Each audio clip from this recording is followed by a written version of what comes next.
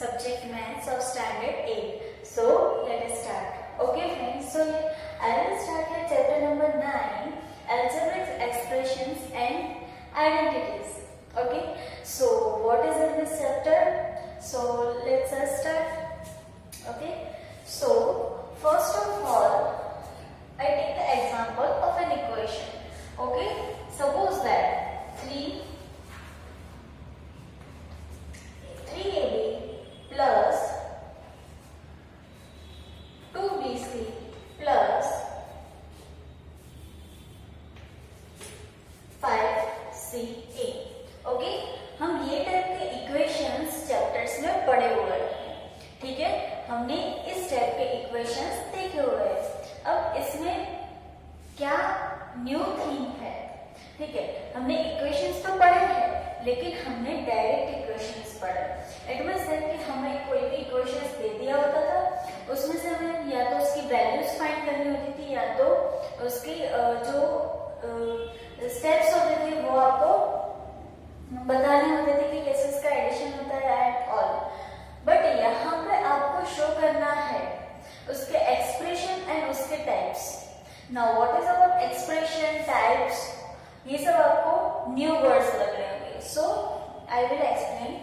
अब यहाँ पे आप देख रहे हो 3ab plus 2bc plus 3ca. यहाँ पे आपको कितने स्टेप्स दिख रहे हैं? First step, second step and third step. Okay, 3 step में आपको इक्वेशन दिया हुआ है.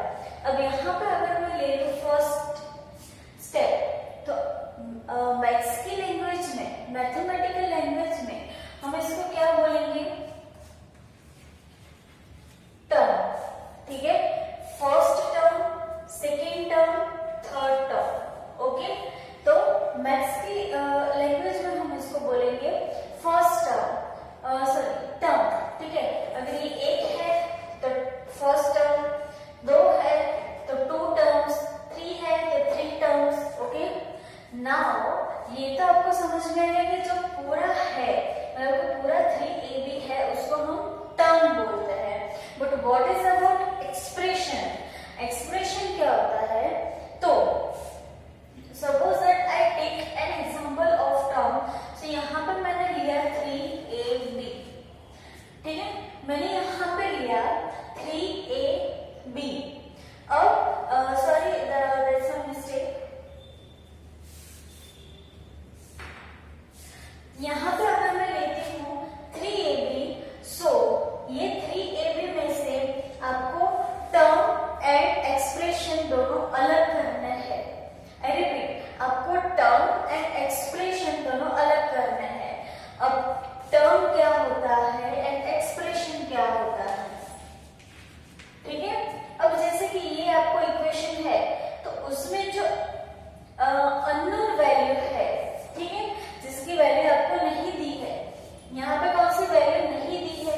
a and b. a and b की वैल्यूज जो है वो आपको नहीं दी है. तो a एंड b क्या हुआ? टर्म. एंड एक्सप्रेशन क्या हुआ?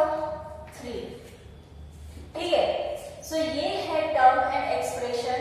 ओके, सो टर्म होता है अननोन वैल्यू, जो इसमें ab है अननोन वैल्यू, इसमें bc है अननोन वैल्यू, इसमें ca है अननोन वैल्यू. और एक्सप्रेशन क्या होता है कि जो उसके जो टर्म के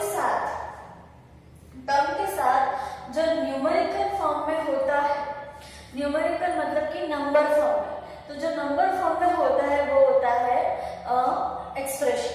ओके, सो ये आपका बेसिक था. नेक्स्ट वन, आपको इसमें टाइप्स दिए होते हैं.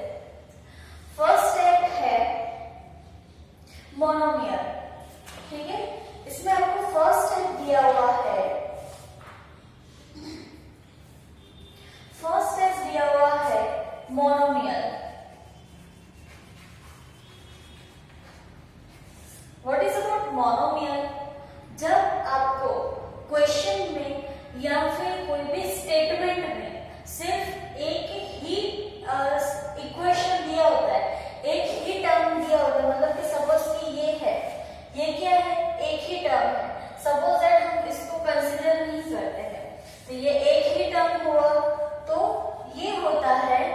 मोनोमियल। अगर सिंगल इक्वेशन होता है तो वो होता है मोनोमियल। ठीक है, यहाँ पे ये सिंगल इक्वेशन बन रहा है तो ये होगा मोनोमियल। सपोज दैट आपको दो इक्वेशन देते हैं, ठीक है, दो स्टेप्स देते हैं। सपोज दैट आपको इतनी वैल्यू दी हुई, इतने स्टेप दिए हुए हैं, तो ये होता है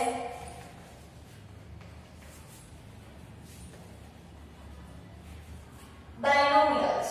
ओके, तो जब आपको दो स्टेप, इक्वेशन के दो स्टेप्स दिए होते हैं, सपोज ये सपोज दैट ये नहीं है, अगर दो ही स्टेप आपको दिए हैं तो इसको क्लासिफाई करेंगे बाइनोमियल में। और सपोज तीन जो है, तीन वैल्यूज दी होती है 1 2 एंड 3, ये भी अगर कंसिडर करते हैं तो ये तीनों स्टेप्स मिला के होते हैं ट्राइनोमियल। ठीक है, सो ये आपका क्लासिफाई था कि अगर एक ही स्टेप है तो मोनोमियल, दो स्टेप है तो बाइनोमियल एंड 3 स्टेप्स है तो trinomial. Okay, now we start exercise 9.1।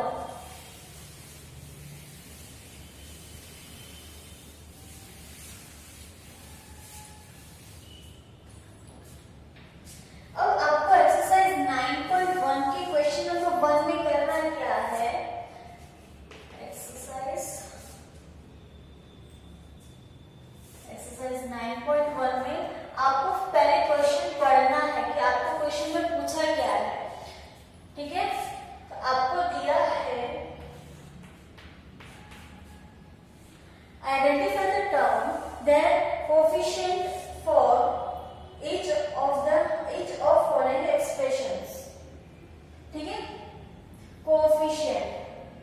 ठीक है, तो यहाँ पे आपको टर्म्स एंड कोएफिशिएंट को अलग करना है। जो भी नीचे का एक्सप्रेशन मतलब कि इक्वेशंस दिया है आपको, उसमें से आपको टर्म्स एंड कोएफिशिएंट को अलग करना है। ठीक है, सो आपको एक टेबल बनाना है। यहाँ पे लिखना है एक्सप्रेशन,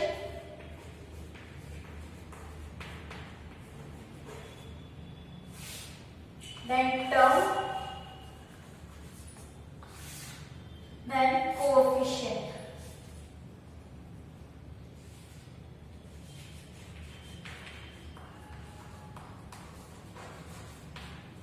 ठीक है, आपको ऐसे 3 टेबल्स बनाना है। अब एक्सप्रेशन में क्या लिखना है कि जो आपको इक्वेशन दिया हुआ है वो लिखना है। सपोज दैट मैं लिख रही हूँ 5xy z² माइनस 3zy।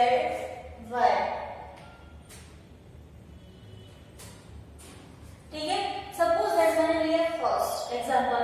अब इसमें से टर्म्स कौन से है, तो ये फर्स्ट टर्म है और ये सेकेंड टर्म है। तो फर्स्ट टर्म क्या बना, x y z²। Second term क्या बना, z y। अब उसके कोएफिशिएंट्स क्या होंगे, तो 5 एंड -3। यहाँ पे एक बात और ध्यान रखनी है आपको कि जब भी आप कोएफिशिएंट्स लिखते हो तो उसको आपको साइन के साथ लिखना है। ठीक है, यहाँ पे माइनस है तो आपको माइनस पुटअप करना है, अगर प्लस में है तो प्लस पुटअप करने की जरूरत नहीं है। तो यहाँ पे फर्स्ट के कोएफिशिएंट आएगा 5, सेकेंड का आएगा -3। ठीक है, इस तरह से आपको सॉल्व करना है। नेक्स्ट वन जो है क्लासिफाई, जो मैंने आपको यहाँ पे बताया था, आपको क्लासिफाई करना है बाइनोमियल, बाइनोमियल और ट्राइनोमियल में। Question number 2। ठीक है, इसी तरह आपको कॉलम बनाना है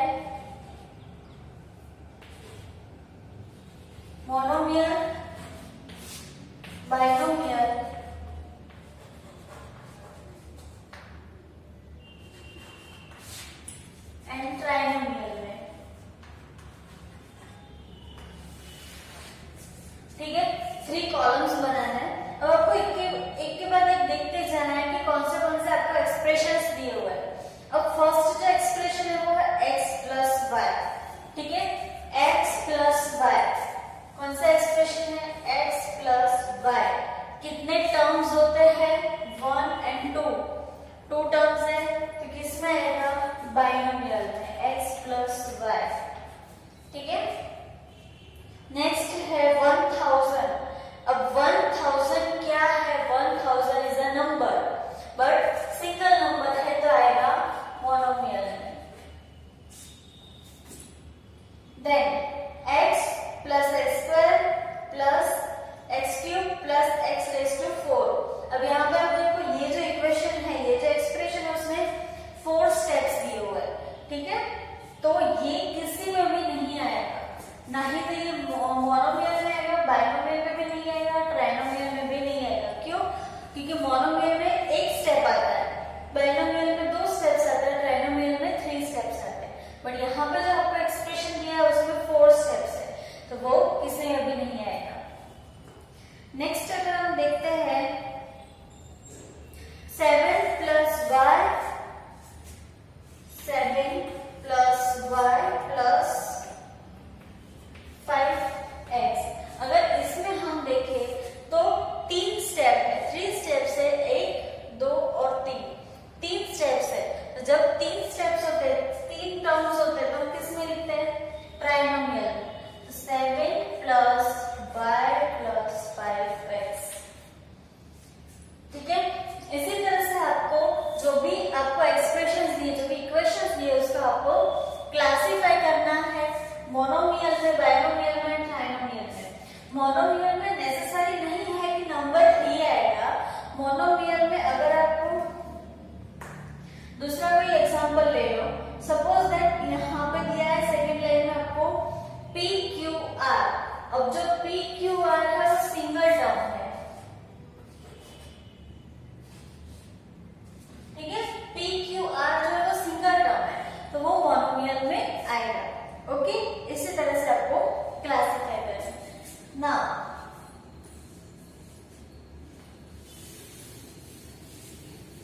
क्वेश्चन नंबर 3।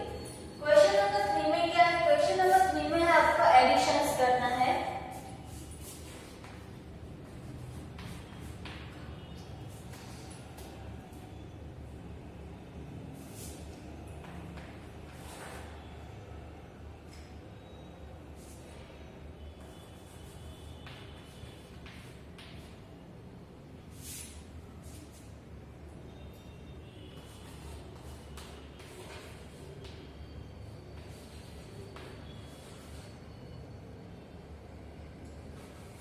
सपोज दैट यहाँ पे आपको एक इक्वेशन दिया है।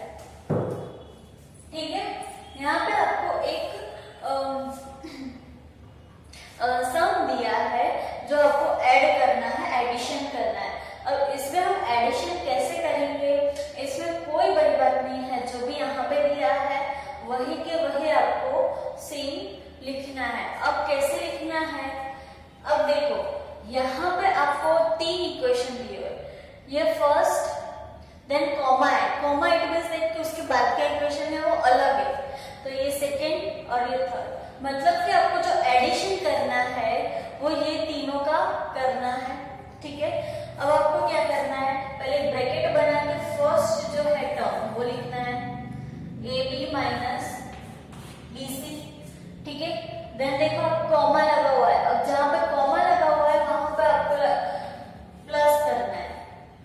Then BC minus CA, then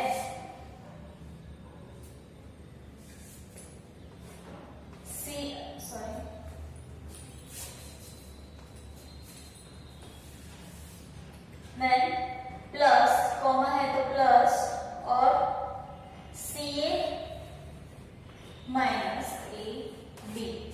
ठीक है, ये तीनों जो टर्म्स है, तीनों एक्सप्रेशन है, उसका एडिशन हमने किया। अब नेक्स्ट स्टेप कौन सा है कि जो ये हमने ब्रैकेट्स बनाए हैं उसको रिमूव करना है। कैसे रिमूव करना है, तो ब्रैकेट को छोड़ के AB माइनस BC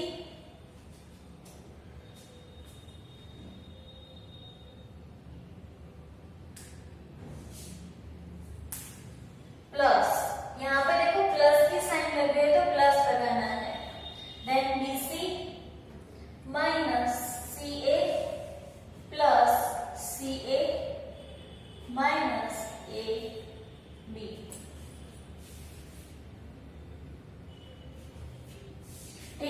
ये हमने क्या किया, ब्रैकेट्स रिमूव किए।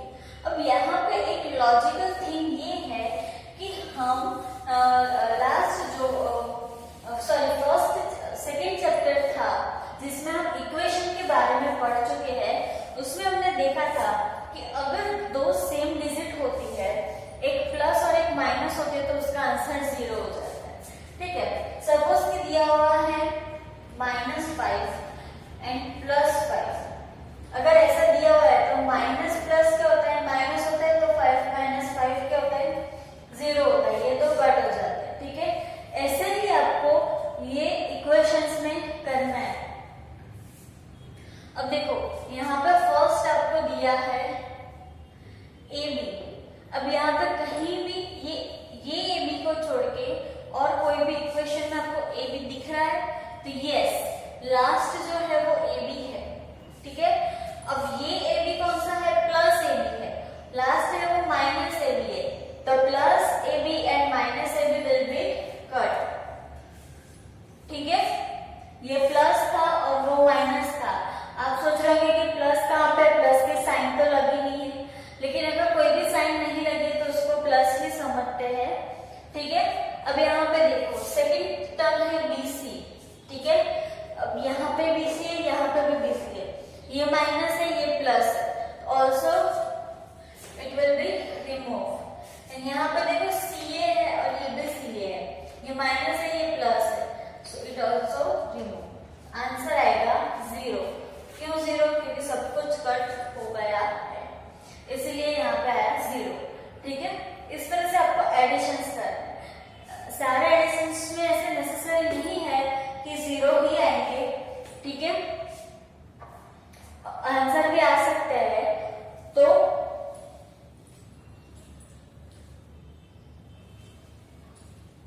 तो हम दूसरा भी एक एग्जांपल देखते हैं सेकेंड, जिसमें थोड़ा डिफरेंट आंसर आएगा। क्वेश्चन नंबर 2 मतलब कि उसमें ही सेकेंड जो इक्वेशन है, क्वेश्चन नंबर 3 में जो सेकेंड नंबर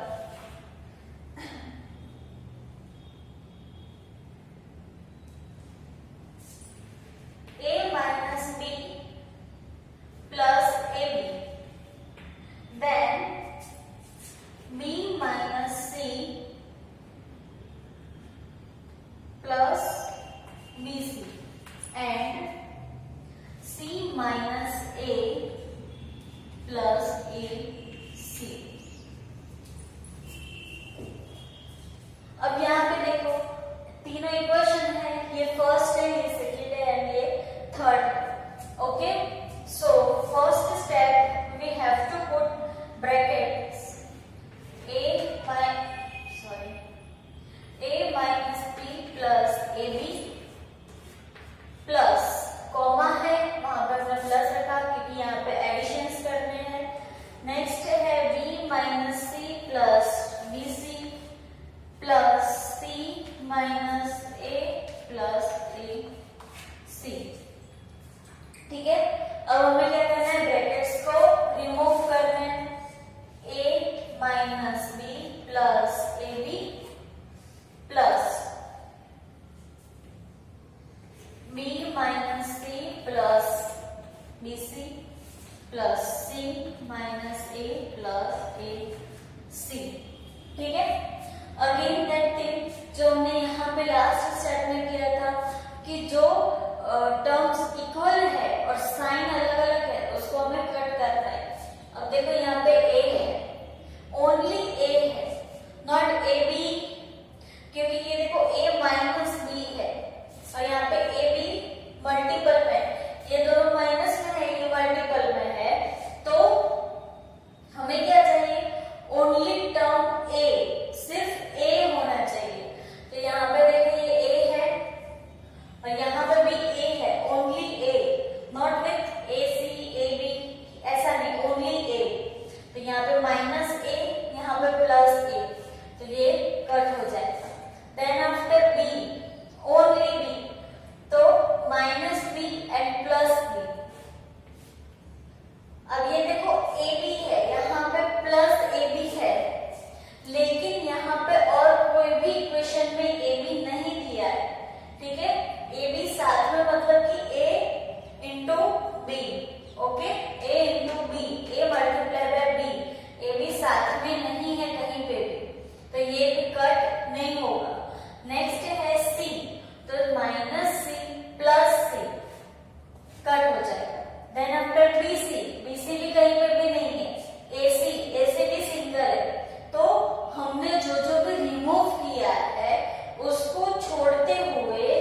बाकी के कौन से टर्म्स बच रहे हैं, कौन से टर्म्स रिमेन्स रह रहे हैं, तो यहाँ पर देखो ये ए बी रहा, A B B C plus A C.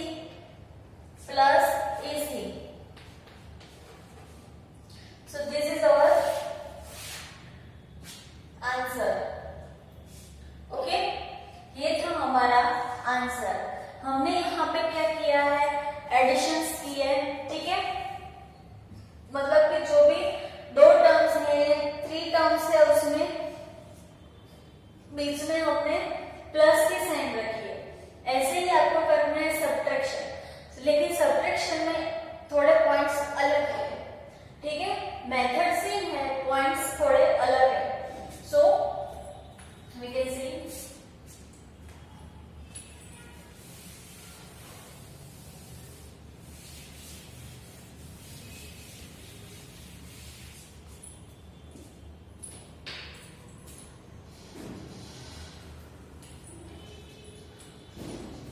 question number 4.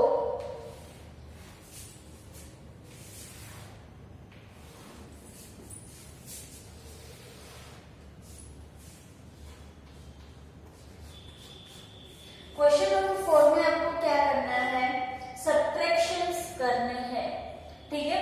Subtractions minus करने, जैसे कि हमने दो इक्वेशंस के बीच में प्लस रखा है, वैसे दो इक्वेशंस के बीच में माइनस रखना है, ठीक है। तो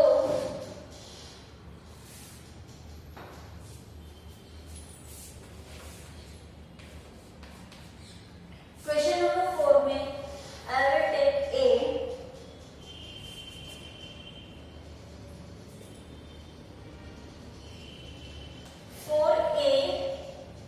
minus 7ab plus 3b plus 12 from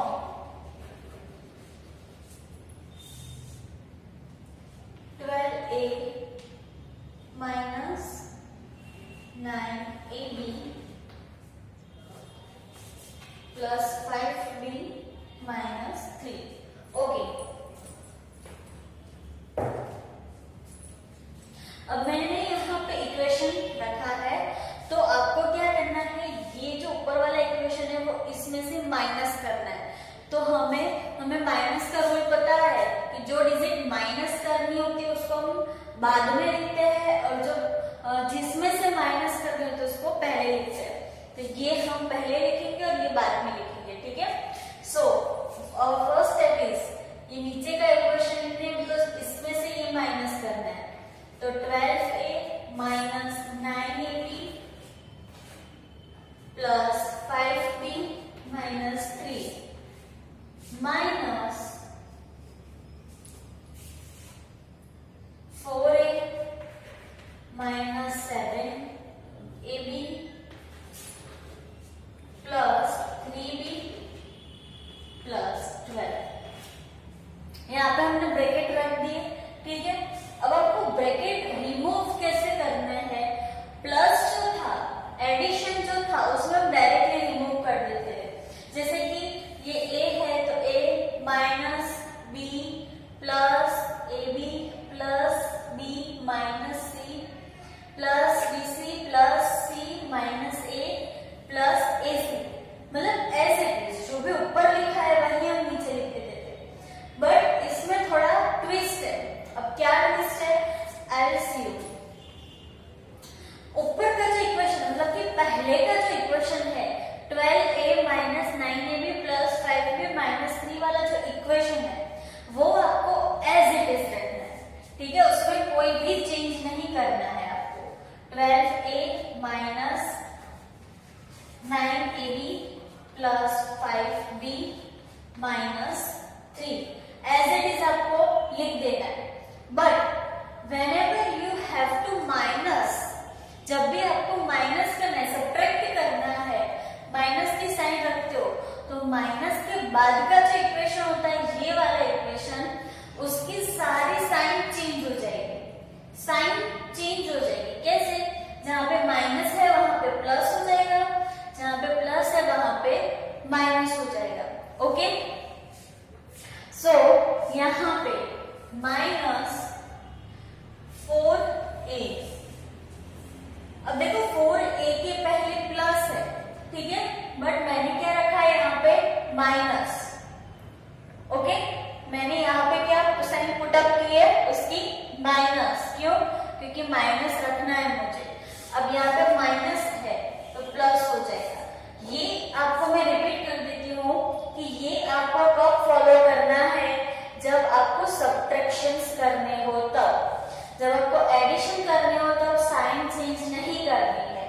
जब माइनस करते हो, सब्ट्रैक्शंस करते हो, तब ही आपको साइन चेंज करनी है, ठीक है। सो माइनस का हो गया प्लस, देन 7ab प्लस का हो जाएगा -3b एंड प्लस का हो जाएगा प्लस का हो जाएगा -12। Okay, now next step is, अब इसका नेक्स्ट स्टेप कौन सा है? अब देख सकते हो कि इसमें बहुत सारे स्टेप है, बहुत मतलब लंबा इक्वेशन बन रहा है। अब इसको सॉल्व कैसे करते हैं? तो जो भी सेम टर्म्स है, सेम टर्म मतलब जैसे मैंने यहाँ पे बताया था ना, सिर्फ ए और A, B and B, C and C, ये सेम टर्म होता है, ठीक है। तो आपको इसमें एक्सप्रेशन मतलब कोफिशिएंट्स नहीं देखने हैं, ये नंबर्स नहीं देखने हैं, आपको सिर्फ टर्म्स देखने हैं। कैसे terms? A, A B, B, A B, B, ऐसे टर्म्स देखने। और जो सेम टर्म है उसको साथ में लाना है। अब पहले क्या है? 12 है।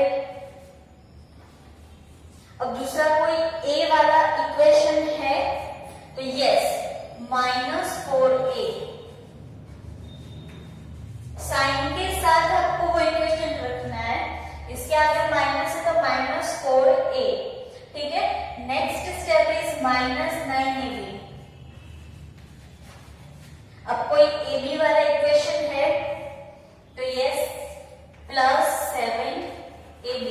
यू कैन सी दैट यहाँ पे मैं सेम टर्म्स लिख रही हूँ। देखो यहाँ पे ए बी प्लस 5b, ये हो गया, ए बी वाला हो गया। उसके बाद है ये 5b, तो b वाला कौन सा है? -3b, ठीक है।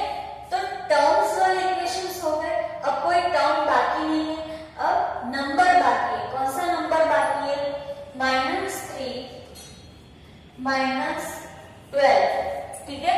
दो नंबर बाकी थे, -3 एंड -12, जो हम लास्ट में पुट अप करते हैं, ठीक है। अब इसका सॉल्यूशन करना है हमें। अब देखो ए सेम है, ठीक है, इसको हम हाइड कर देते हैं। ओके, अब उसके कोफिशिएंट्स कौन सा है? 12 - 4। सो 12 - 4 हमें कंसीडर सिर्फ इतना ही करना है, ठीक है। हमें सिर्फ 12 - 4 ही देखना है। तो 12 - 4 8, और ए जो टर्म्स है, दोनों के टर्म है वो कैसे सेम है, तो 8a। ओके, ये तो ए जो कॉमन था वो मैंने यहाँ पे रख दिया, और 12 - 4 = 8। सेकेंड में भी आपको ऐसे ही करना है। दोनों डिजिट में से बड़ी डिजिट कौन सी है? 9, तो 9 के आगे जो साइन होगी वही लगेगी यहाँ पे। अब देखो -9 + 7, -9 + 7, माइनस प्लस -9 - 7 -2, और टर्म कौन सा है? A B. ओके, नेक्स्ट हम चलते हैं बी पे। तो बी में क्या है? 5 is the biggest digit, plus, तो 5 - 3, तो 2 एंड बी कॉमन है तो बी। और जो नंबर है लास्ट में, तो आपको नंबर ही दिए, वो तो आप डायरेक्टली भी कर सकते हो। -3 - 12, माइनस प्लस, तो -15, साइन ऑफ बिगेस्ट डिजिट, इसलिए मैंने यहाँ पे माइनस रखा है। 12 के आगे माइनस है, इसलिए मैंने यहाँ पे माइनस साइन रखी है, अदरवाइज माइनस प्लस, तो 12 प्लस 3 15। ओके, सो ये अब आपका हुआ आंसर। आपको ये जो लेसन है उसमें ऐसे ही आंसर आएंगे। आप सोच रहे होंगे कि इसमें एक नंबर वाला आंसर क्यों नहीं आ रहा है, इसमें नंबर वाला आंसर नहीं आएगा, ठीक है, इसमें कोई प्रोबेबिलिटी नहीं है कि नंबर वाला आंसर है। इसमें आपको क्या करना है, टर्म्स, कोएफिशिएंट एंड एक्सप्रेशन ही पढ़ने हैं, तो आपका आंसर भी टर्म, कोएफिशिएंट एंड एक्सप्रेशन में ही आएगा, ठीक है। ये इक्वेशन जो बनाई आपका आंसर, ठीक है। सो फ्रेंड्स, यहाँ पे आपका जो लेसन नंबर 9 है उसका जो बेसिक कॉन्सेप्ट है इट विल बी कंप्लीट। इसी के साथ आपका जो एक्सरसाइज 9.1 है ये भी यहाँ पे कंप्लीट होता है। नेक्स्ट लेक्चर में एक्सरसाइज 9.2 स्टार्ट करेंगे। So good bye friends, have a nice